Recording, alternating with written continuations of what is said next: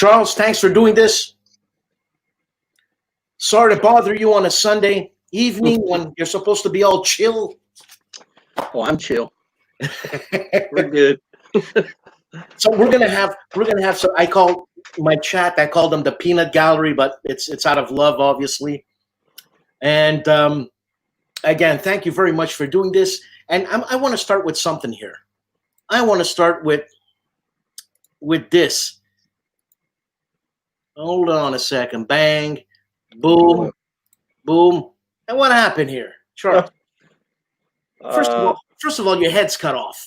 Yeah, that's because I couldn't re-upload any picture to that GoFundMe. I could not figure it out, and they cropped the picture, and I just had I think I gave them kind of a square picture, and so. So what happened here? You climbed the tree that your wife told you not to climb, and you wiped out. Not quite. I wasn't even climbing a tree. I got about 2 steps up a ladder, and the ladder fell. It was a step ladder, like a 9-foot step ladder. I was trying to uncrimp a pole saw that was stuck in a limb we were trimming off, and I couldn't quite reach it to push the limb up. So I went and got the ladder that was nearby and took 2 steps, I think, up the ladder, and the ladder went over that way, and I went that way and put my arm down to catch myself. Eesh. And, oh, yeah. Like, did you hear a snap or something?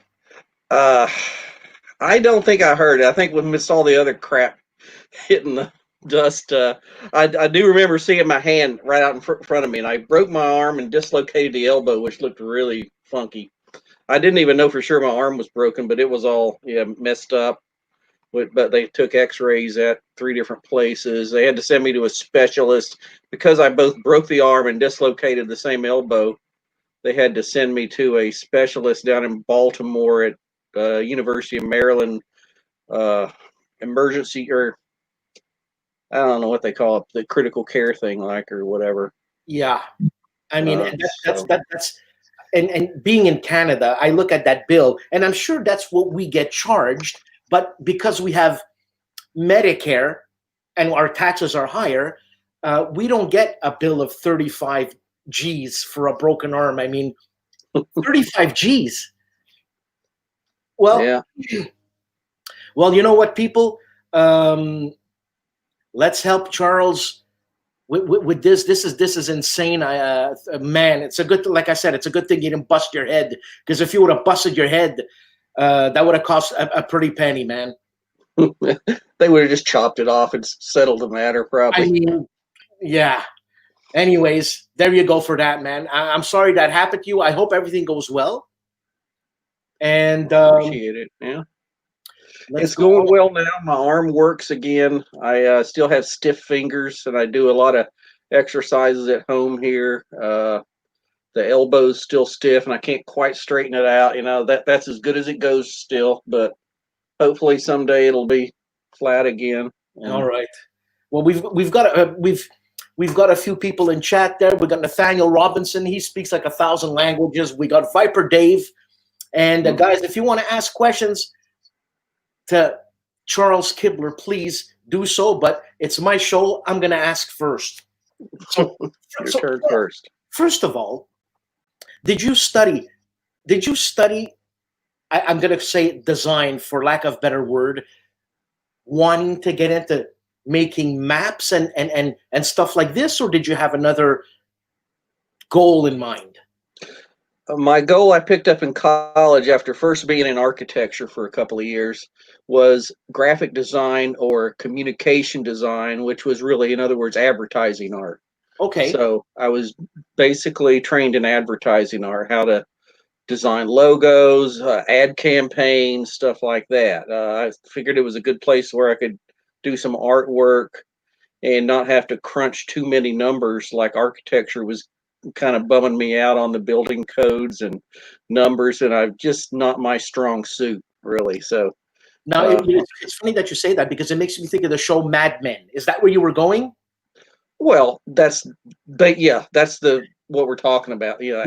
Now that's Fifth Avenue, or actually Madison Avenue is the famous street in New York. That's why they call it Mad Men, from Madison Avenue. But I had no hopes of getting them to Madison Avenue. So I did interview in Boston and Atlanta, and and I ended up taking a job at a small agency. Worked it there for a year and a half in my hometown area, Tri-Cities of Tennessee. So, how did you? First of all, who contacted you first to do a concept map or counters or something like? How did that happen? Well, I was basically stopped. It was a cold stop, or what do you call it? A cold drop in at Right. the Avalon Hill place, and I think it was the Harford Road thing. Uh, Another time recently, I said it was at Reed Street, but I don't think that's where all the designers were, was at Reed Street in downtown Baltimore. Harford Road was the address the Avalon Hill put on their games. So I was on my way up to Boston, where my sister lived, to interview at the ad agencies there. And Baltimore's like halfway. So I had pegged that in as, well, we'll stop at Baltimore and just give my resume to Avalon Hill, because I'd picked up wargaming in college, and where we were playing war games while I worked at that small agency. Well, not while I worked at the agency, but at home. While I was after college graduation, a friend of me played a lot of war games and stuff, and I knew Avalon Hill was in Baltimore, so said it'd be cool to do art in my hobby. So what did you just dropped off the resume, or did you have Pretty much. Well, I had a portfolio, which is about a 4 foot by 3 foot thing that you open up, and it shows samples of your work. Right. I'm sure I had samples from college still. I probably had some samples from I'd done for Homer Advertising Agency, but mostly just artwork and pictures. Probably had some, like even for art classes in college, I like to draw, I don't know for what, but German soldiers, German fighting machines, and stuff like that. For some reason, I got in some books, I guess history books, that I always thought kind of the Sturmgeschütz was an interesting looking animal, and the Jagdpanzer IV, I like the Hetzer. They were just kind of cool looking things. The Sherman tank was okay, but it's kind of globular. I don't know. The design of the Hetzer is more interesting than the design of the Sherman tank. I think so too, but I don't know. Yeah. So did they hire you on the spot? Oh no, they didn't. I guess I must have got a call back from them, or maybe on the way back from Boston back down to Tennessee, I stopped again. I can't remember, to tell you the truth, but they must have called me, I guess, or maybe I called them back. But so they liked what they saw, and I think maybe on a, it's too far back to remember exactly, but basically they gave me a job, and they had another lady there that was retiring that was doing art for them, and so I came at the right time. And obviously you didn't work from home, because it's not the same type of times as it is today. So you worked at the office, is that right? Yeah, they had an art department on Harford Road where they did a lot of commercial artwork for, they did envelopes, you put on addresses for envelopes. This was all done the old fashioned way, where you'd run it through pieces of paper through a wax machine. You'd have typeset upstairs at the composition place. You'd have to write out somehow what you wanted, the composition people to do, and what point size and this and that. And, none of it was computerized in the early 80s. So, we get that. We'd run it through a wax machine or put rubber cement on the back of it, cut it, put it down on an art board. And like I say, a lot of this was commercial stuff. And then eventually I got to know some of the game designers there. I'm sure Don saw my portfolio and some, I didn't have any map stuff in it, but I did have pictures of tanks and some of this stuff. So that probably attracted his eye. And I talked Don into letting me redo the boards for the squad leader boards 9, 10, and 11, which had been done actually by the lady that I was replacing. And because the original ones just did not come out very well, to say the least. So Don said, yeah, you go ahead and do them. Let's see what you can do. So okay, I'm gonna share a an ASL map here, and this is the Budapest map.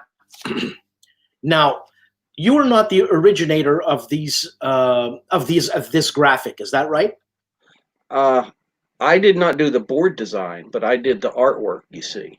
Now, Charles, what I mean to ask is that those stereotypic ASL buildings and the stereotypic ASL colors, Was that your creation, or is that like stock ASL? And please design something with these in mind. Yeah, the latter. I pretty much was trying to copy the style that had been set through the first few games. Squad Leader, Cross of Iron, Crescendo of Doom, all had maps done by a guy. Not, I don't think Roger McGowan did them. He did the artwork for the covers. I know that for those games. Right. Roger might have done the maps, but to tell you the truth, I'm not sure who did the maps. I think it was another fella, and I don't have the credits here right now who did the maps on those three games. So I was trying to copy that style because the maps in that series are all geomorphic. They That's fit together. You know, you can use map 3 and then map 20 and then map 6 and turn them around and so on, except for maps like that we're looking at right now, which is a non-geomorphic historical ASL map. And that's just a very small part of the Budapest map, probably about a tenth of it. I don't know, something like that. Now you came up. I have another question that arose here in my head. Sure. When you're making a historical map, Charles, when the terrain has changed so much, let's say you're making a historical map in the 1500s, Oh and boy. and the thing is that how do you research? Where do you go get your research to create that terrain in the 1500s? I mean, does your price go up when you got to do research like that? You know what I'm saying? Well, see, I don't research that. That's up to the game designer to do the map. I'm, you know, 99 times out of 100, I'm given an already drawn map, probably drawn in pencil and crazy bright markers and stuff, and hopefully fit into the hex grid. You know, if it's a hex grid based game. And I mean, I've gotten some really ugly things, and I'll not say from who, that you can barely make out, and and sometimes you can't tell woods hex from river hex, but so that's why I ask questions now. Like for stuff maps I do for GMT, they're all designed by the game designer that designs the game. Generally, I mean, or unless he lists somebody else. So now I might still go on the internet now and try to find copies or pictures of that battlefield and stuff just to get a feel of it. Sometimes if I need inspiration, but of course if you're doing a battle from the 1500s, pike and sword stuff, Right. you're not going to find anything that's, obviously a photograph. You might find, crazy little drawings and That's right. stuff. And But I mean, yeah, so I mean, you put your name on the map, right? When it's finished, it's Charles Kibler, designer. I'm not designer, but the map artist. graphics or something. Now, if a designer doesn't know, uh,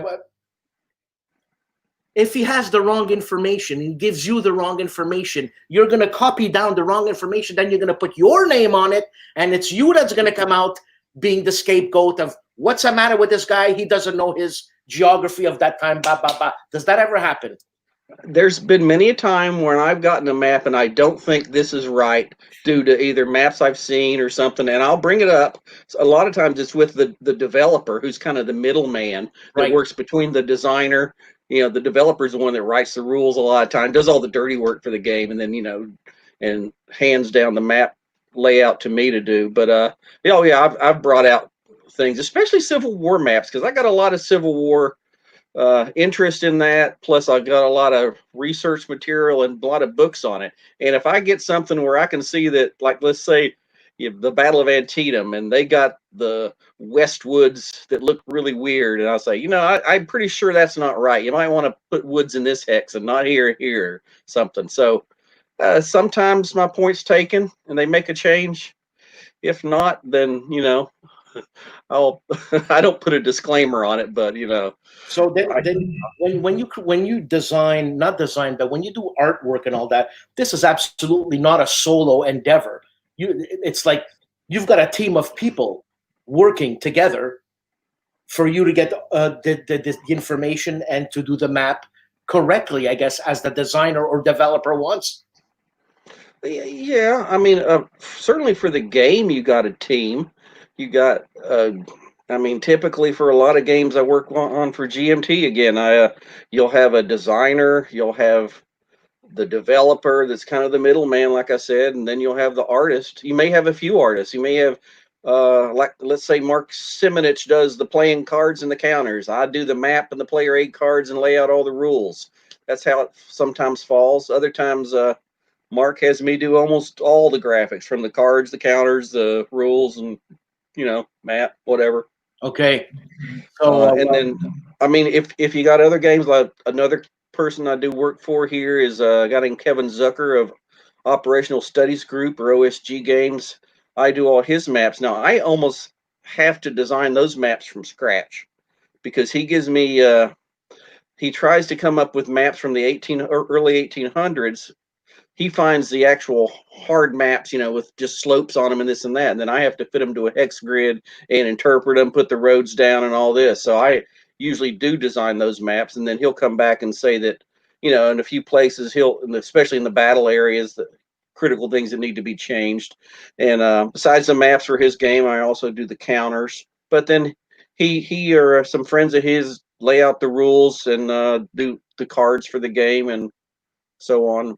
They design all the scenarios. now, from day one to day zero, how long does it take for you to get this information? Do the map. It's done. Let's go next project. Well, it's just different with every game. I mean, I've got maps for GMT that I did some copies that are not finished, but they're enough for people to play test on.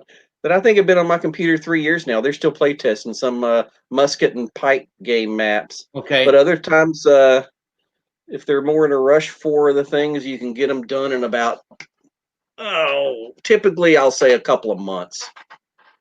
Okay. So are you like a cab driver where you put the fare up and for 3 years the counter keeps going and you get paid accordingly, like for 3 years, or no? It kind of depends on the project and the customer, Right. client. I got you. I mean, I've done everything from where I invoice out a job after I see, about what's going to be involved, and I'll give them a price, a quote, and they'll agree to that, or they'll say it's too much, or we're glad to do that, Right. and then generally they'll pay half up front and half when it's done. Other times I might even go by the hour, so like $40 an hour is what I currently do right now, which is gets me by. It's not like if I was in the ad agency business, it'd be a lot more than that, $40 or a lawyer. I think so. Here, you know what? Let's take a question from Nathaniel here. So what differentiates your game maps from other type of cartography? Yeah, that's a good question. Well, the first thing, a game map almost always is going to have something over top of the cartography itself that allows you to play the game, be it a hex grid or a area system borders or even a point-to-point map. I mean, that's the biggest difference between just a cartography map. That's all they need to show. I mean, you can show different kinds of things. You got all kinds of different maps. Some that show topography, some that show area usage of oil. Some show just terrain. Where it's. But so your big difference is having some kind of game system, something that allows the game system to work. Okay. I guess that's all I can say. And you're fully digital right now, is that right? Yes. And you've embraced this digital medium? Oh yeah. Yeah. Because Love it. working Love the it. way you're telling me you used to work with whatever this and that and cement under, it looks like I think it would take a lot longer to create a map back then when you used to work for Avalon Hill for 14 years, and we're going to have to hear some stories about that. I get like, is it much? Do you have to do more of the work right now? Before you said there was departments. Some guy would be doing this, some guy would be doing that, and then you'd be doing the art, and then you'd have to combine it together. Now, is it you doing absolutely everything? For one component, yes. Like if we're talking about all the game components, I might only do some of the components. But if we're talking about like just the map, say, yeah. I would do everything. In the old days, you'd have to send. You would do artwork. I would do a painting typically using kind of almost watercolor. Like acrylic paints. There we go. Right. I'm forgetting what they're called. And do it on a big art board, and I would have to figure out what colors go where and this and that. And then, anyway, you got to be very careful because it's very hard to undo mistakes with paint. I mean, you can sometimes paint over them, but if it's a watercolor kind of painting, you really can't paint over them with thick, solid paint. It never looks the same. Right. And I found out that several times. But anyway, to get back to my point is, if you're doing a painting on a board, you then got to send that board away for color separations back in the 80s. And then that would go to some place, you know, and these things were really big. You had to package them up, send them to some place that was that would do color separation, that would then they'd send us back the artwork, of course, but then importantly to the camera department, they would send the 4 negatives that they make, you know, Right. one for each of the four color printing, your cyan, magenta, yellow, and black colors that, and then the camera department would keep track of those. This was like I'm talking about back when I worked at Avalon Hill, the Monarch Services camera department. And then I would they would also send back a color proof, which was a positive of the map, which you could look at to be sure the colors were right and what the things weren't distorted, hopefully, because that's another problem on those really big maps, and some ASL maps especially that were big. Some of the concrete Piper ones I did, they got distorted because of the size of them. Near the corners of the maps, you'd have a little distortion. And if you really had to fit things to a hex grid, we had some problems sometimes. Charles, I hear myself. I think I don't hear it anymore. Fine. I like this map, Charles. Oh yeah, I like that one too. That was a fun one to do. That was right on Saint Nazaire solitaire game. Okay, so I'm looking at many different levels of map here. So how long does it take to make a map like this at that time? And obviously you were at Avalon Hill when you did this, right? Right. Yeah. So now that's not the full map. That's maybe a half or two-fifths of the map, something. Right. So you got to imagine at least double that. I mean, that's got a lot of detail to the little buildings and this and that. That's And right. yeah, it would take probably a good 2 or 3 weeks of solid work. I mean, not 8 hours a day, but you know, putting in 4 or 5 hours a day. You can't work 8 hours a day on something like that, or your hands go crazy and stuff. But because it's all with a tiny paintbrush, that was all done with paintbrushes. And Really, eh? oh yeah. And who decides the level of detail? Well, it depends on kind of what you have to work with, and I must have had some good stuff here. I'm pretty sure I know that Don Greenwood was the developer of this, not the designer, Right. who was an outside contribution from somebody. I don't know who offhand, but I remember Don being the developer, and we must have been given some pretty good aerial photographs, and I didn't get them or have to go get them. So, and I'm sure they weren't color, but you know, you can find color pictures of Saint Nazaire these days and other typical towns, so you know about what the building colors should be and stuff. And yeah, you just make it up a little bit. No, I love that map, man. It's for me. It's actually you've been.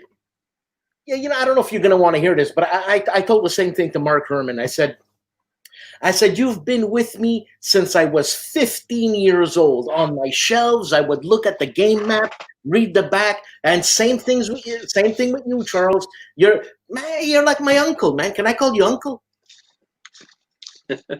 Uncle Unk is one of my names. Unk and Uncle Unk. Sure, I don't care. I'm just joking, man. Come on. You know what? Let's. I want to see another one of your maps. Here's the. Oh, that's a very small part of the original Red Barricades painted map.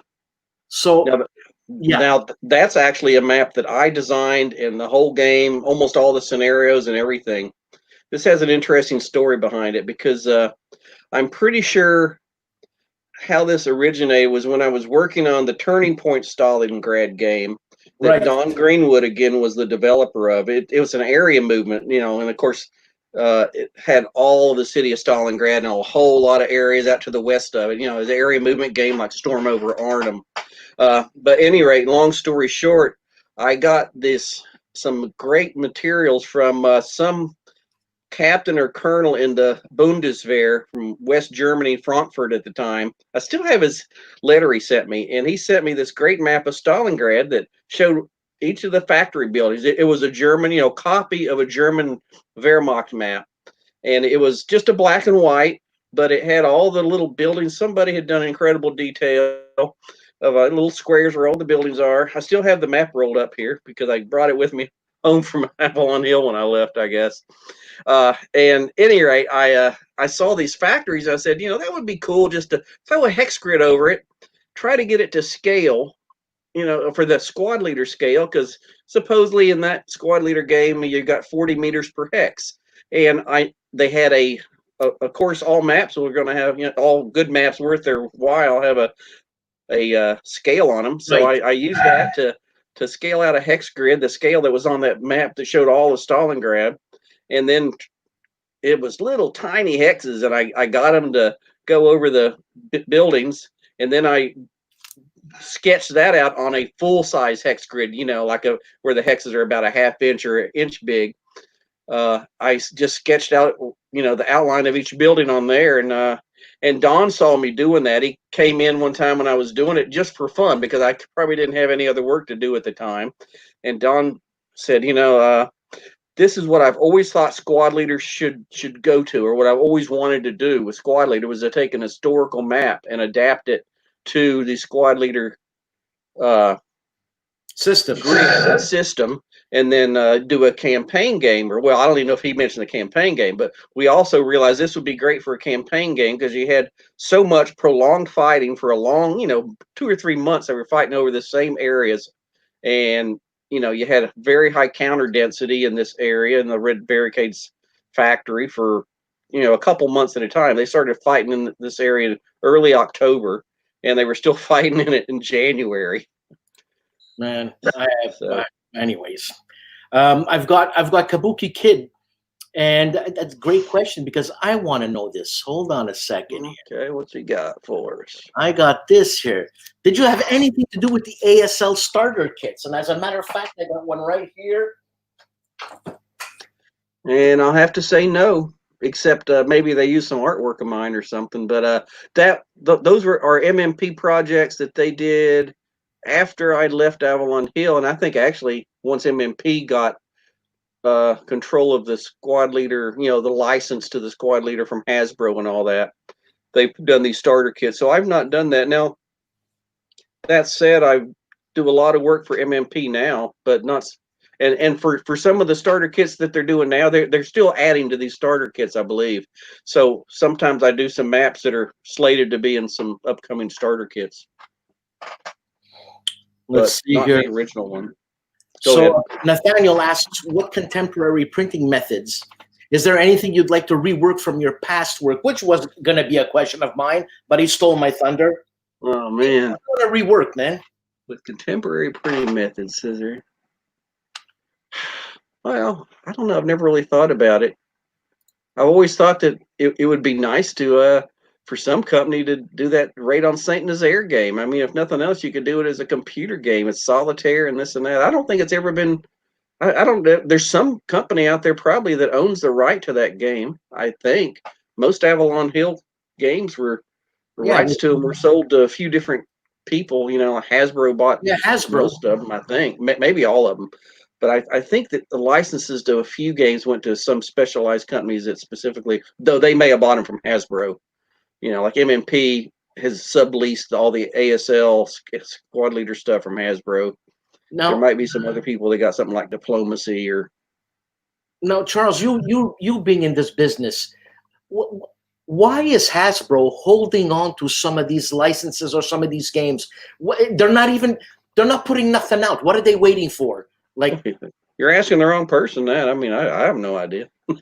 Bloody hell, man! Because they got all of Avalon Hill's catalog, and I think Decision Games has a little. I don't know. Decision Games puts out some stuff like that, and also Compass Games, I think, has SPI.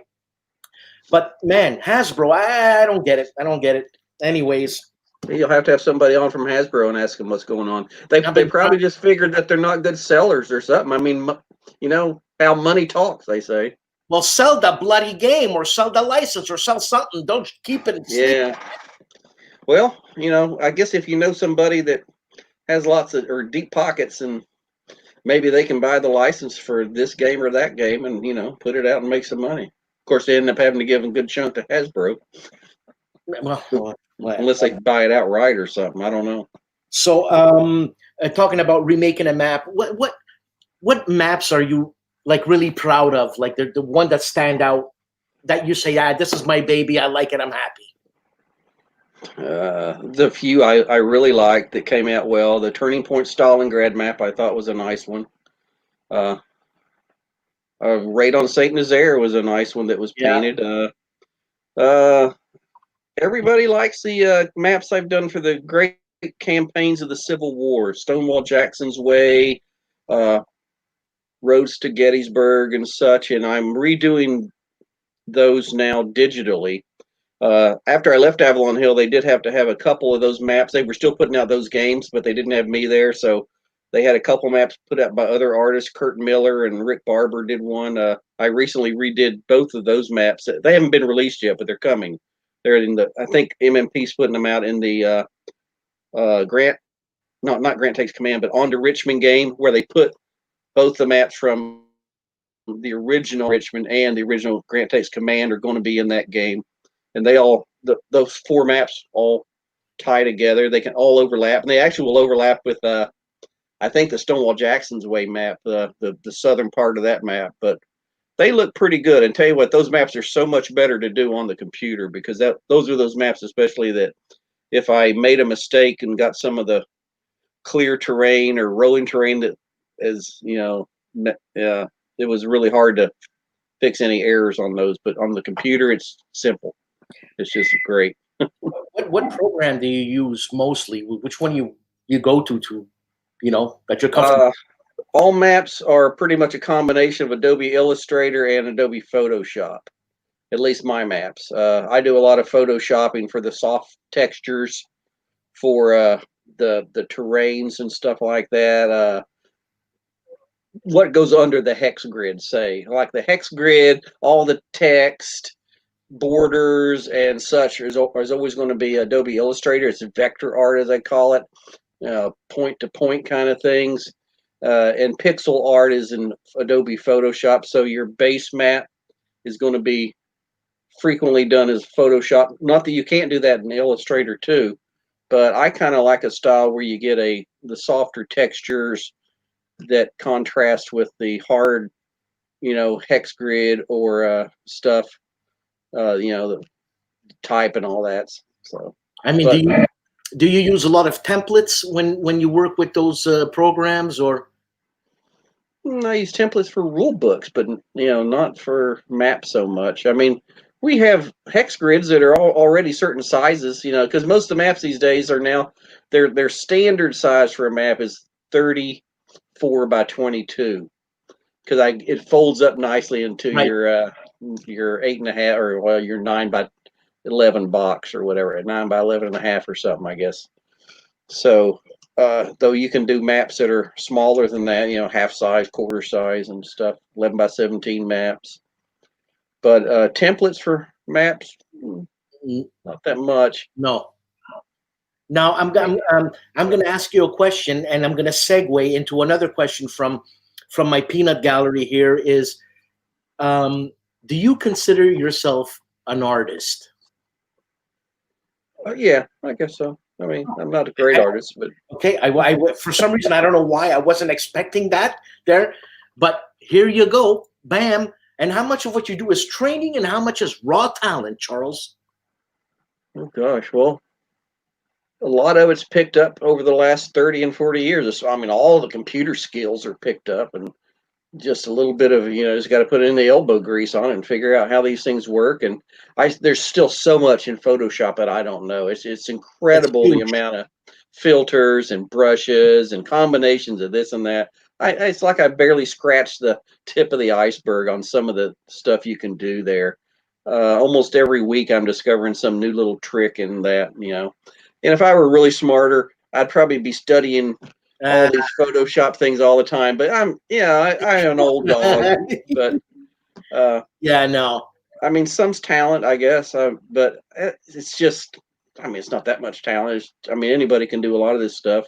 Well, but I did have training in art, to learn. I took a lot of art classes back in college. You know, I loved going to college. It was a fun time, but you also got to go to class and learn some of this. You know, what's I took photography classes, art, drawing classes, design classes. Learn how to make emphasis on what's important in your compositions and how to throw things back that are not important.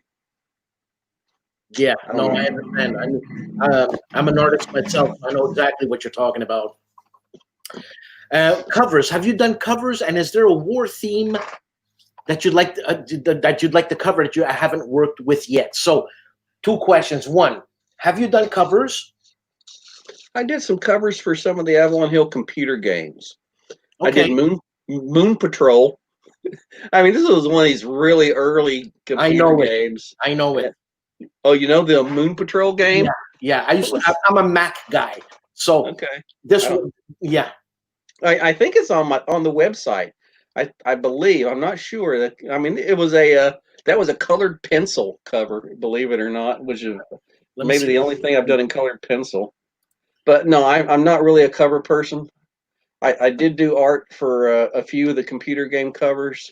Not very good art, really. That was probably my favorite of all. Oh yeah, they're beautiful. It was kind of fun. Yeah, it was. That's all colored pencil. Yeah, I would not think of Charles Kibler if I saw this. I'm telling you, not that. And there's what about this here, man? That's a little my whimsical drawings. It's got the Third Reich, the original Third Reich game board in the background. I had nothing to do with the game board, so I'm going to beg off of that kind of uglyish board. But it's just a hex grid put over a white background, and you got an outline. Plus, you got a blue sea, and that's it. It's some blue rivers. But that was again, to get back to the point. This was the general picture for the magazine, The General, which was the Avalon Hill, Oregon. So there was obviously some article somebody had written for The General, and talking about whatever the title was there, double turn something or whatever. Oh, or double barrel. Go back to that for just a second. Hold on. Let me get it. Double turn shotgun. So you got your German soldier with a shotgun there. It almost looks like binoculars, but it's supposed to be a very it's a view of like looking down the barrel of a shotgun. I believe that's what that was for. Yeah. So, at any rate, I was just trying to come up with some little drawing for the article, and that's one of the things. Sometimes they'd be whimsical like that. Other times they'd be more serious or something. And I mean, we were talking about computers before. What's your setup? You're not a Mac guy, right? Right. I was originally back at Avalon Hill. All we had was Macs, and we worked at Mac. We first got them in the mid to late 80s. Let's just say 87 or 88. We got Mac computers and tried to learn how to use them. Use Quark Express and some programs. I don't even know what back anymore. Now I work on a PC. It's I don't know what type it is, but a couple screens, and I work in Adobe Photoshop and Adobe Illustrator and Adobe InDesign. And do you build your own? Do you build your own computer yourself, or do you? Heck no. Oh. I know how to turn the computer on. That's about it. I have a great guy on call. I used to work with the job before my current job right now, which is just my independent job here. Sole proprietor of C. Kibler Graphics. I worked at over in Timonium, Maryland, for a software company, and they got a lot of good programmers over there. So I got to know some programmers. They were friends. We'd go out to lunch and play tennis and stuff. So I had one on call that basically, if I have a computer problem or to set me up, hook up a new monitor, I call him, pay him $100 or $200, depending on how much time he has to spend here, and it's money well spent because everything works really good. Now, if someone, and I'm jumping from subject to subject, Charles, it's the way I am. Now, if someone wants to buy an original Charles Kibler sketch and or painting. Can we? You could probably buy that one if you wanted to pay me some money. I've actually still got that painting there. That it's on the wall behind me. Oh man. That's just a pencil drawing from a photograph. I mean, I probably wouldn't sell it for $100, but I might sell it for a few hundred or something. I mean, it's not doing me any good sitting on the shelf back there, but No, and you've got this one here too. see, now these were just really small 2-inch by 3-inch pictures I did with a rapidograph, which pen, a triple O rapidograph pen for an ASL scenario. I've probably done 100 of these. Really, eh? Yeah, and that was a nice composition one I liked. You know, some come out better than others. I kind of like this one, man. I really like this one. See, I got that right here too. I like that one. I guess you like it too.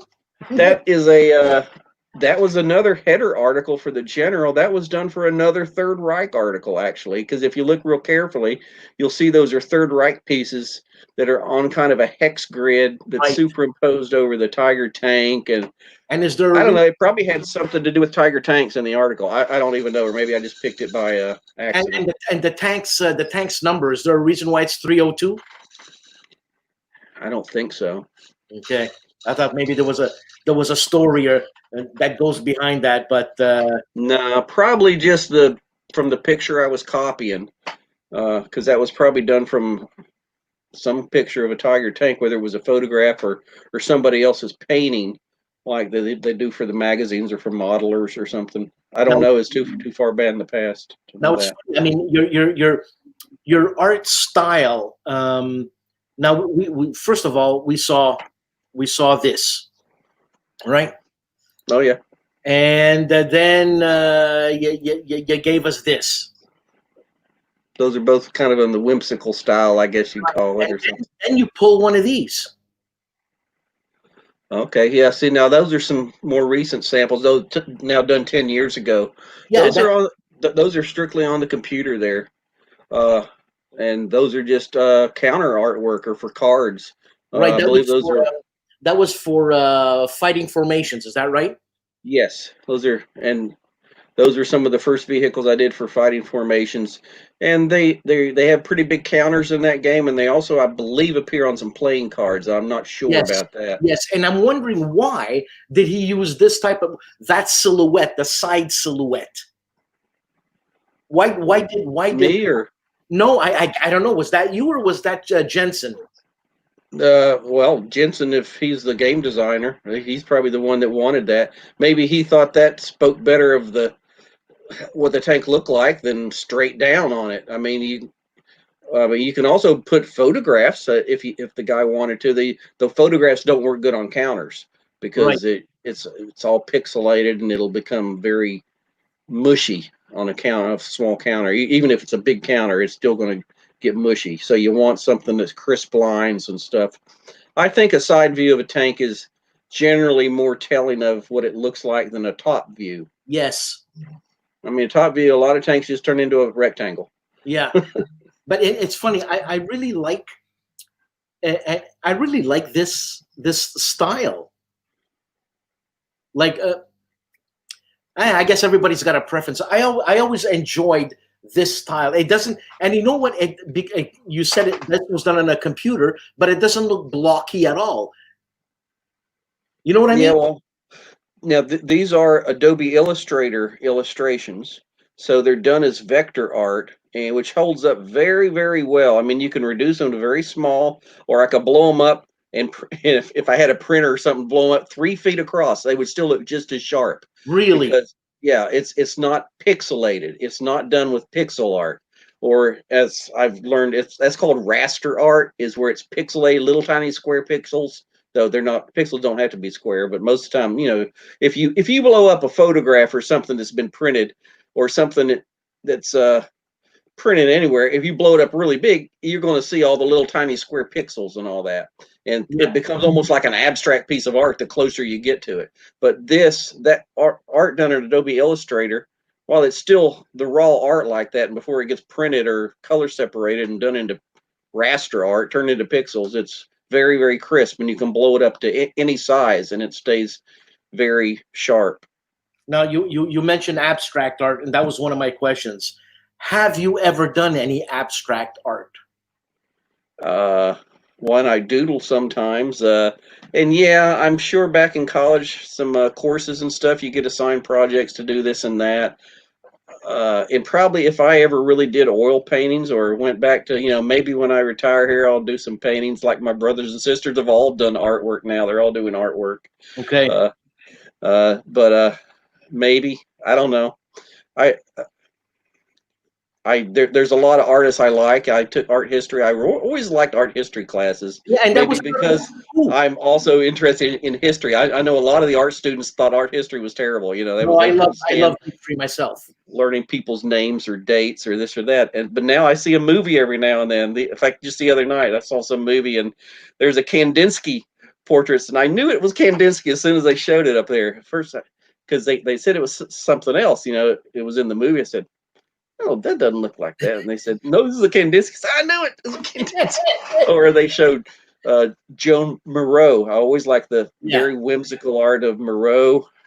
Picasso art. I never really got off on the cubism stuff of Picasso, but it's great artwork and stuff. And oh man, I same like you. I used to look at Picasso cubism, and I just didn't understand it till someone explained it to me, and they said, "Well, you're not looking at, let's say, the chair. You're not looking at the chair full on with his. I don't know if it's cubism. I might be mistaken, but the blocky artwork that he did, and like the chair with five legs. It's your perspective as you're looking at the chair as you're walking. It's like you're looking at it from several different views, all in the same thing. That's what gets you and all that. Oh, that blew my mind, and it opened it up for me. Now, what about classical? When I say classical painters, I'm going into the classical period.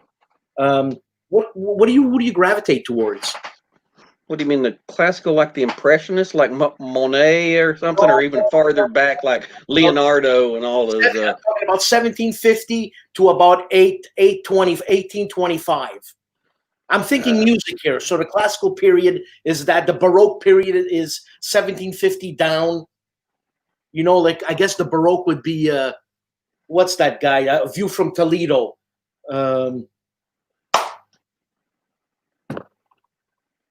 It's on the tip of my tongue, but yeah, it's Spanish artists and stuff. Right. A View from Toledo by somebody out there knows. It's in the Met, anyways. Yeah. Like who? I'm probably not a great classical artist lover. I mean, what about Pollock? Pollock. Never cared for his stuff. I'm just like, how can somebody make millions of dollars off this swirling paint and throwing paint on a thing? It's great. It's some of the things are interesting, but I never cared for Jackson Pollock. I mean, I think you got to have a little bit more style to put into stuff. Even Georgia O'Keeffe with the great flowers and beautiful things. I mean, I don't know. I think that's more art than Jackson Pollock, or the ones that just totally abstract and just, I mean, I can't believe some of the paintings people get away with these days too. You got a solid white canvas or solid black or one stripe across it, and it sells for $20,000, $50,000, $200,000 just because of the name or something. Well, I mean, Georgia O'Keeffe, it's specific to a woman's body part, those flowers, but and what about that there's this new artist, he just put a painting up at an auction, and that it was shredded. What's that guy's name? Oh, I saw that. No, I have no idea. I can't remember that. And it goes for millions, but it's just a philosophical idea of the painting. It's not the painting itself. It's basically a stencil work. Bansky. Thank you, Kabuki. It's hexes and thank you, hexes and soldiers. Bansky. What do you think about that? Yeah, now is that the one that has all the layers? And they just scrape away layers. I've seen that. I think it's a black artist that has an interesting style. I mean, you can do anything with artwork, and it's crazy. It's a lot of it's very, very interesting and stuff. But I'm not sure I know Bansky or stuff with the shreds, because I was thinking of the layers, and the guy shreds away layers and peels off stuff. I saw it maybe on 60 Minutes or something like that a few weeks ago. I think they were featuring his art. But Are you talking Vansky doesn't. You're talking about that guy who used to hang around with Andy Warhol? Maybe. I don't know. I can't tell you. This is I think it's a more modern guy. I think this is a guy that's. I mean, well, this is definitely a guy that's making art now that I'm thinking of that has the layers. When you said shreds, I was thinking of that artist that has like he just puts layers and layers of stuff and then peels things away and tears them off and paints over them and this and that. It's kind of interesting stuff, but I don't recall the name. okay. All right. I'm not a super good art critic unless I really like the person like Moreau or something. And what about music, man? Are you a music guy? Well, I don't play anything and I don't sing, but I got a lot of music and I'm pretty eclectic. I like pretty much everything but rap. I've just never liked that mad rap and they hollering and bad word this and bad word the cops. I don't like that. But I got a lot of reggae. I listen to classical music sometimes. But most of the times it's more from the Beatles. I'm just born and bred on the Beatles. I love the Stones. Even the Ramones. I got educated to some punk music back when I was in college. Sometimes I put the Ramones on really loud. I just need a little. That guy you were talking about, and I don't know how to pronounce his name. Basquiat. Are we going back to an artist? Or are we talking about some music? Yeah, the artist guy used to shave off.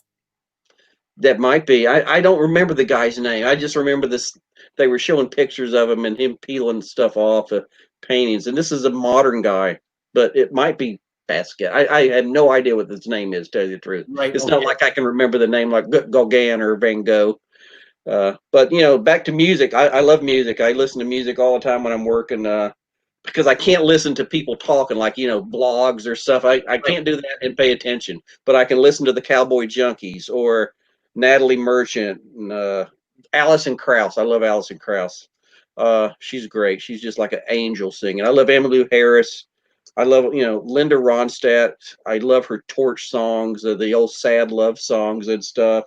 I get in trouble with my wife because I used to think of an old girlfriend with some of that. But no, I mean most of the music I listen to is just some modern stuff to back to the Beatles, even back to the 50s.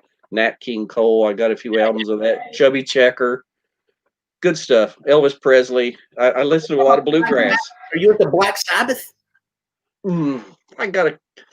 I know Black Sabbath a little bit, but in Deep Purple, some of the old heavy metals of the 70s, and I know some about Black Sabbath songs, but not great with Black Sabbath. So no, I guess not a Black Sabbath fan, but I know who they are. I know Humble Pie, and Yeah. I love all the Woodstock artists and stuff. Jefferson Airplane, Joe Cocker, Santana. I mean, anybody. Jimi Hendrix. He's one of my favorites. I got a lot of Jimi Hendrix. Play him loud sometimes. Yeah, well, yeah. This is hilarious. This is great, man. I mean, did you ever get into the industrial music, industrial heavy metal? Techno stuff or something? Just probably not. Where they use drills and jackhammers and all that. No, that's not me. You gotta give it a shot, man. They use it rhythmically, like shock rock or something. Yeah, shock rock. I don't know. I like Neil Young. Of course, man. He's Canadian. Yeah. Are you a Canadians too? Joni Mitchell fan? What's that? Joni Mitchell? Oh yeah, I got a lot of Joni Mitchell. Damn right you do. Blue album, Clouds. Yeah. I love her. I didn't care for some of her jazz stuff as much when she got jazzy in the 80s, but different people trying different things. It's okay. Yeah, artists change, man. I mean, you can't be static all the time. Yeah, I mean, there's some stuff Neil Young did and Linda Ronstadt did I don't care for, but yeah, like Neil Young's had a couple of loser albums, but we got Rick Fortier. What about Stevie Ray Vaughan? Good guitarist, very, very good. I mean, he's he's akin to Jimi Hendrix of playing guitar, though not quite that good. But I like Stevie Ray Vaughan. I know his songs. I don't actually have any albums by him, but I know, when I hear a song, I usually can tell if it's Stevie Ray Vaughan playing the guitar. Well, you know what? I think we're gonna butt heads on this, Charles. I think Stevie Ray Vaughan's a better guitar player than Jimi Hendrix. Well, could be. He's had longer to learn, unfortunately. But Oh, I can't even tell if somebody's playing the well. Now I can tell if somebody's playing a guitar good, but I'm not somebody that can tell if somebody's out of key. I've heard people talk about out of key. I have no idea. What's out of key and what's in key, and I guess that's why nobody wants me to sing any time, because I'm always out of key, probably. are you a ZZ Top fan? Oh, well, I like ZZ Top. Yeah, there we go. Marshall Tucker Band, ZZ Top, Allman Brothers, all that. Leonard Skinner. Yeah. Southern rock. I'm into that. A lot of those things. Molly Hatchet. Charlie Daniels just passed. I know. Very sad. Yeah. I like Charlie Daniels. Good guy. He's from Tennessee too. Charlie Daniels, eh? He's a Tennessee feller like me. You're a Tennessee guy, huh? I am. Are you a bourbon man? A bourbon? Well, I like Jack Daniels. That's what you mean. No, That's bourbon. It's sour mash. Yeah, it's sour mash. Yeah, but bourbon. I'm talking about real bourbon. Well, I like bourbons.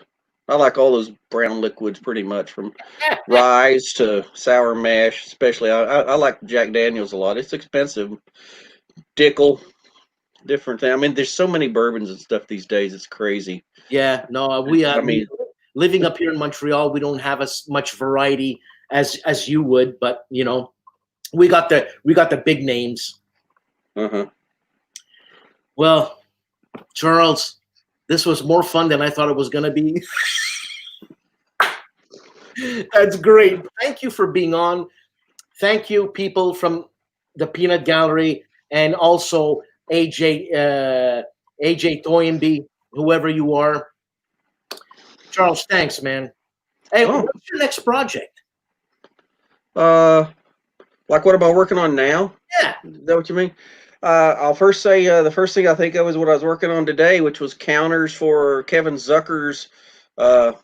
It's a Napoleon in Spain. It's called Napoleon in Spain, I believe, unless he changes the name.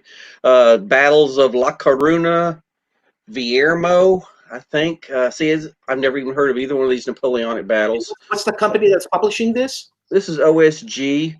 Okay. Or Operational Studies Group. Good company, because it's a pretty good fella, Mr. Kevin. Barbara Kibler, Charlie, you are great. That's my sister, Jones. That's my sister that lives in Boston. So earlier we mentioned that when I went up to Boston. And she's an artist too? I'm sorry, what? She's an artist herself? She is. She was an artist back in college and did artwork through, and she's recently turned doing a lot more art, I do believe, right, Barbara? She does paintings and stuff, and now. So you come from an artistic family. Were your parents artists? I don't think at all. No, I mean, my father was a chemist at Tennessee Eastman in Kingsport. He was definitely more into the numbers. So whenever I had to do math homework, I knew who to go to. My father. Right. My mother, she was probably, the art influence probably comes from her. She did like to do flower arrangements and stuff, but I don't know if she ever picked up a pencil except to write an address down, or painting. But both my sisters are now doing paintings. I've seen some art my brother did way back in high school. I've even got a notebook somewhere where he's drawn Quick Draw McGraw on it and stuff like that. Probably not many people know about who Quick Draw McGraw is. You got to have a lot of gray hairs for that one. Now, Charles, it's funny. I want to keep asking questions. Japanese art. I like Japanese art. I can't remember any of the artists. I did learn one or two of those back in art history class. Right.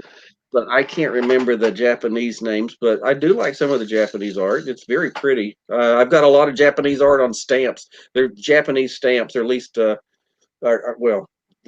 beautiful stuff that they do. Some of their mountains and stuff. We got Barbara Staten something. Your grandfather Westcott was a good artist. Okay, see, I never knew that. So that's my mother's father. I wonder if I've never seen anything he's done. That's interesting. Look at that. Learned something about the family today. I didn't know, man. I didn't know. And okay, since I got you on here, let me keep you on. Let me keep you on for a couple of more minutes. Movies. Since you're an artist, you have a different. You have a large palette. What kind of movies do you gravitate towards? International, American, and not American? Probably American ones. These days, I don't like the movies that are so complicated. They do all these things. They're constantly going back, and you can't keep track of the characters. I did definitely like the Peter Jackson Lord of the Rings adaptations he did. I enjoyed. Of course, I like that series. I like Platoon when that came out. So the movies by that, what's the director? Oliver Stone. Yeah, he's done some pretty good movies. I've seen some others. I can't recall them offhand, but I did like the Platoon movie. I remember back in Avalon Hill that we actually put a game out called Platoon. Craig Taylor was the developer of that. Yeah, I did the map board. It wasn't a great map board, but well, what could you do? He wanted all jungle overhead, so I had to try to do a lot of palm trees from overhead and stuff, the jungle. And did you watch any more of Oliver Stone's movies like JFK? Did you see that one? Yes, I did, but it's been a while.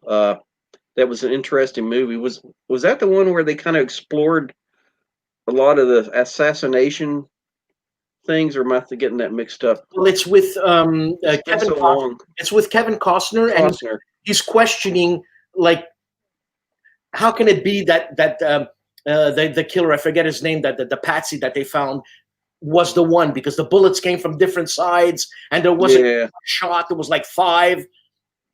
Yeah. Well, you got as many theories on that whole JFK thing as you do people that have looked into it. It seems like it's kind of it is an interesting thing. The whole magic bullet, as they called it, that did like 5 different wounds or something, bounced here and there. But you know, I don't know if the truth will ever come out about that.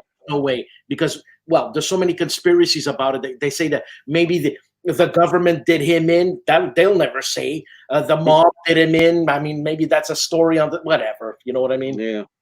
There's some interesting things. I mean, there's kind of I mean, I always used to think, oh, there's no way the government would do them in. But then, there was something like there was some reasoning why the CIA might do it, because they didn't like the way some of the Kennedy's policies. I still don't think that's possible. And that's the CIA would kill their own president. Now, I could see how the mob could do it, because Bobby Kennedy was after the mob and this and that, and there were connections down in New Orleans and stuff. But yeah, I did see that, because it was Costner and stuff that was kind of exploring a lot of those theories and this and that. Of course, now we know from Trump that the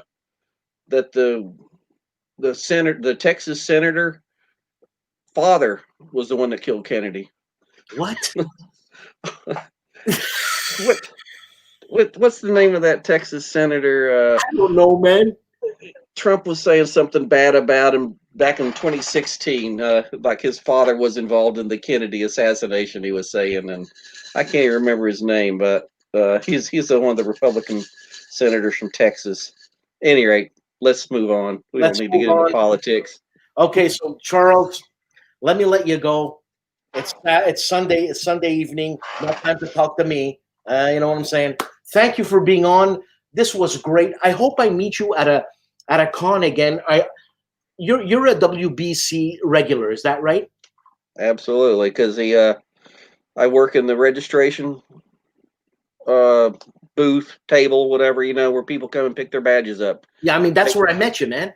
That's where I work there now half a day, because Ken nicely only has me and my wife work half a day there, and then he gives us the other half of the day off. Was your wife sitting at the desk? Probably, because when I'm there, she's usually there too.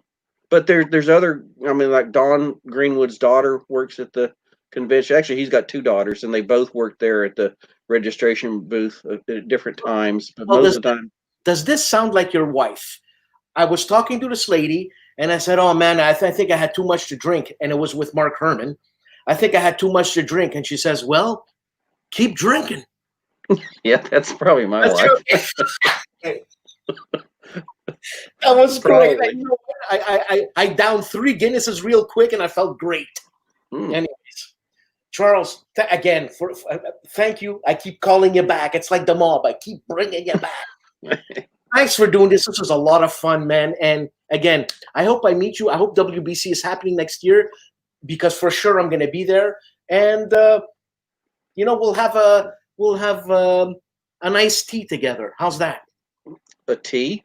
I don't drink tea, but I drink Guinness or Jack Daniels. I'm trying to be nice here. Tea is a covert word for we'll have a few brown liquids. Yeah, sure. So sure, thanks, man. Stick around, Charles. People from the Peanut Gallery, thank you very much. And I'm gonna do the outro now. And this is what's going on. So Charles, stick around, people. Hasta la vista, baby.